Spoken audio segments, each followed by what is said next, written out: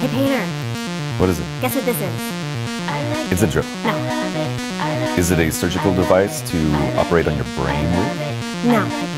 Then what it is? It is a rivet gun. That's simply riveting. Riveting. Let's do a MOHAI Minute about it. Yeah.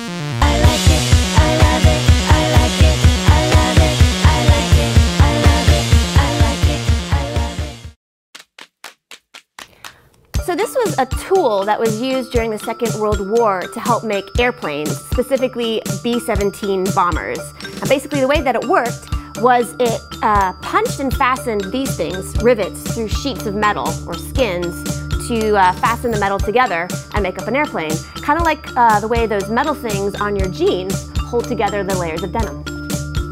This particular rivet gun was recently donated to MOHAI by a woman named Margaret Berry. Margaret was one of millions of women across the United States that were nicknamed Rosie the Riveter when they took jobs in industries that supported the war effort. Rosie the Riveters were industrial working women during World War II who were famed for being patriotic, loyal, hardworking, and feminine. Their iconic image gained a nationwide significance that we still recognize today. At Boeing, Margaret was part of a team that made Seattle a leader in war-related industry. Boeing Plant 2, located down near the Duwamish River, produced nearly 7,000 B-17 Flying Fortress bombers, many of which Margaret would have worked on during her time as a Rosie.